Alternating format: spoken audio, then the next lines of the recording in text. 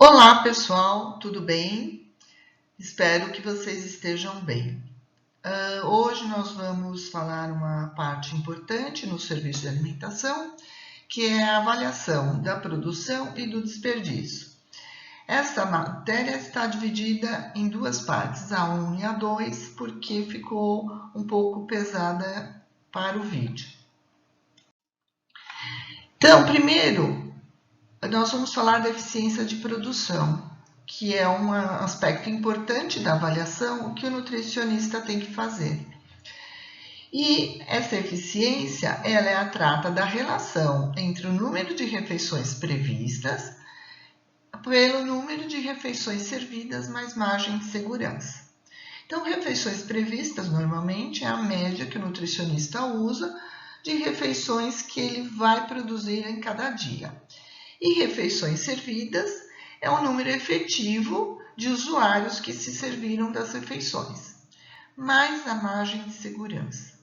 O que é essa margem de segurança? Quando eu tenho um serviço que todo dia atende o mesmo número de clientes e são as mesmas pessoas, a variação de quantidade de alimentos é muito pequena, porque as pessoas tendem a consumir mais ou menos as mesmas coisas nas mesmas quantidades diariamente. Porém, se eu tenho um serviço que tem uma grande oscilação de usuários, eu tenho que fazer um estudo e acrescentar nas minhas refeições previstas uma margem de segurança para garantir que eu tenha quantidade suficiente de alimentos até o fim da distribuição.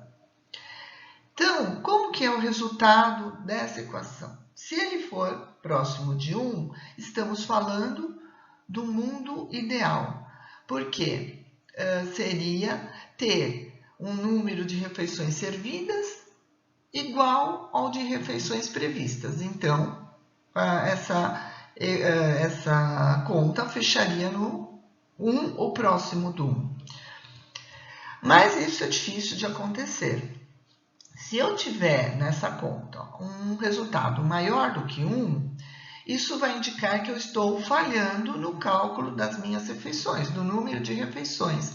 Então, eu estou com muito mais refeições previstas do que as refeições efetivamente servidas. E se eu tiver um número menor do que 1, provavelmente estou falhando no meu per capita ou no meu porcionamento.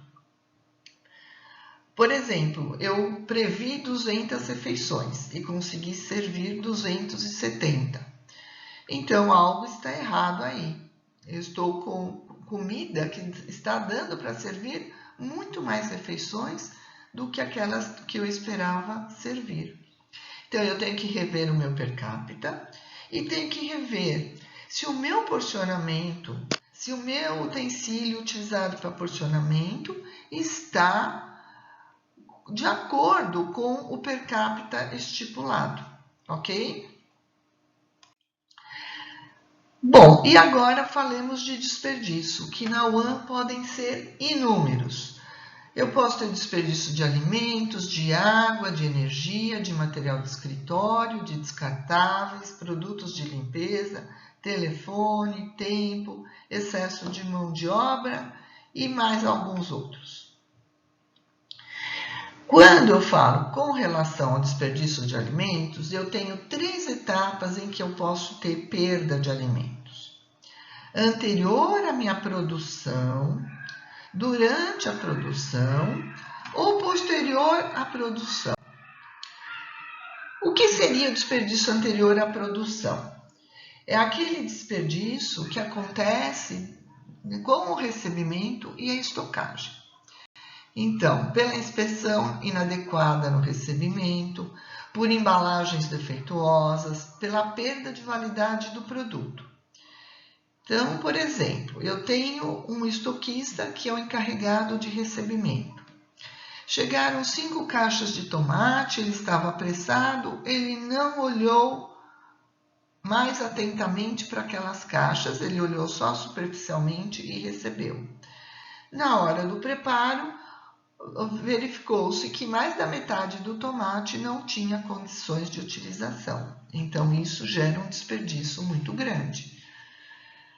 Outro problema são as embalagens defeituosas, que também, muitas vezes, elas não são checadas no momento do recebimento. Então, embalagens amassadas, que possam estar com alguma solução de continuidade, que também vão promover uma perda deste alimento antes do prazo indicado pelo fornecedor, pelo produtor. E outro desperdício seria a perda de validade do produto. Então, é aquele produto que às vezes ficou estocado num lugar inadequado, ficou no fundo de uma prateleira, ou foram alterando o cardápio e não viram que o vencimento daquele produto estava perto e acabam tendo um desperdício pela perda de validade do produto. A segunda hipótese é um desperdício durante a produção. Então, a primeira delas vocês já viram anteriormente na disciplina de técnicas dietéticas, que é o fator de correção dos alimentos. Lembrem-se que ela é dada pela relação entre peso bruto e peso líquido. Por exemplo, eu comprei abacaxis para servir na minha refeição. Os abacaxis vieram com casca e com coroa. Então, isso é o peso bruto. Só que para servir, eu descasquei e tirei a coroa. Aí eu obtenho o peso líquido. Alguns fatores de correção, eles são inerentes do produto, do meu alimento, porque eu não posso consumi-lo daquela forma. Mas outras vezes, eles são por má capacitação do meu funcionário ou por inadequação dos utensílios utilizados para a limpeza desses alimentos. O outro desperdício durante a produção se refere já à etapa de preparo exatamente dita.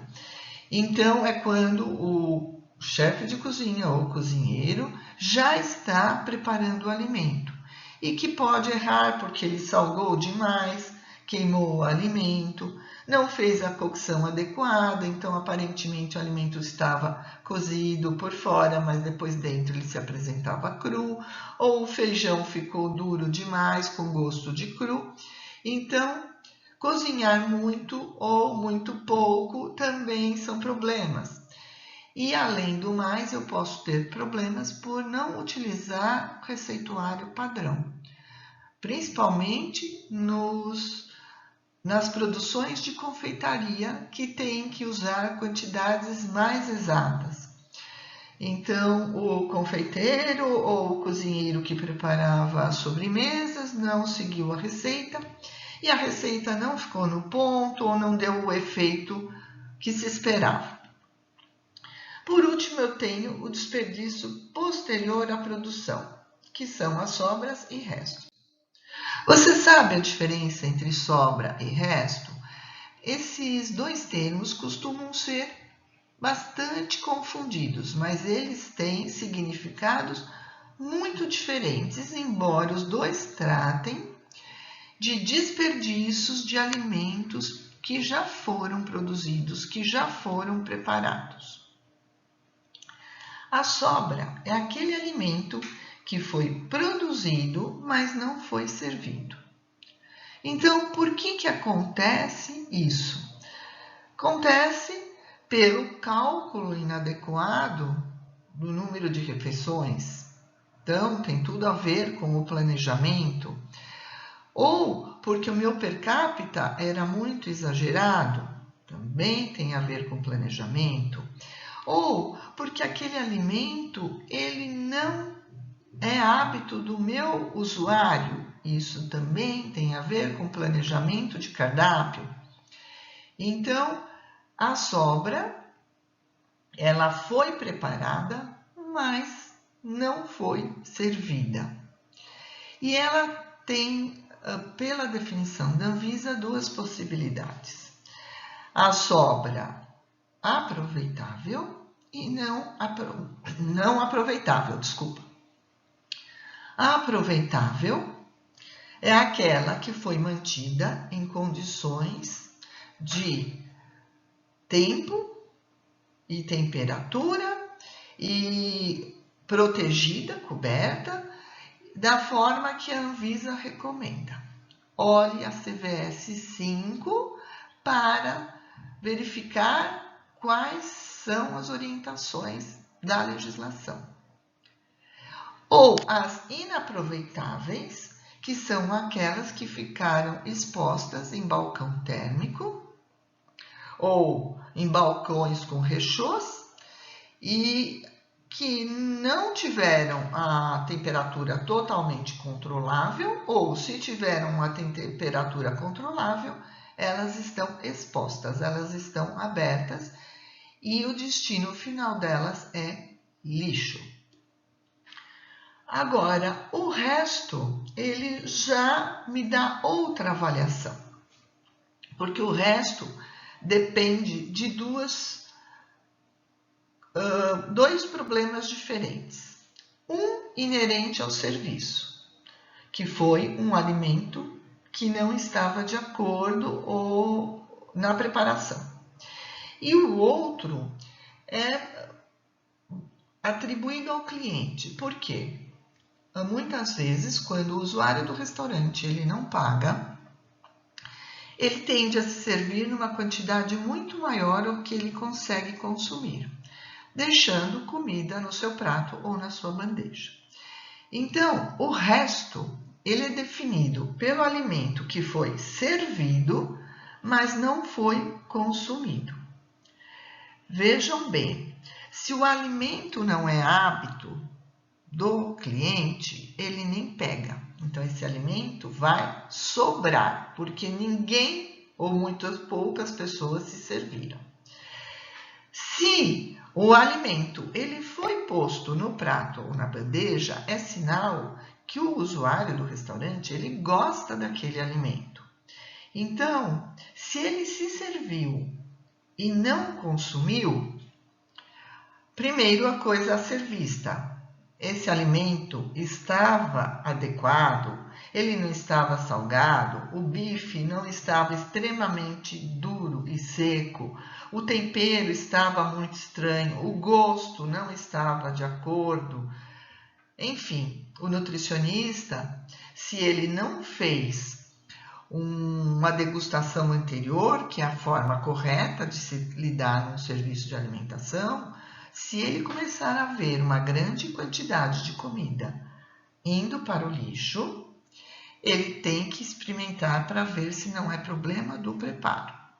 Agora, quando o lixo fica com um grande resto formado por arroz e feijão, provavelmente a culpa é do cliente que se serviu a mais do que ele conseguia consumir.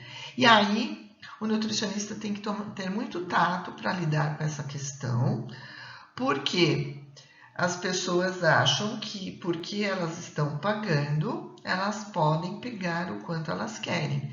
E se o nutricionista falar muita coisa, eles vão achar que o nutricionista ele quer fazer economia para o serviço à custa dele mesmo. Então, precisa se tomar muito cuidado para não melindrar o cliente.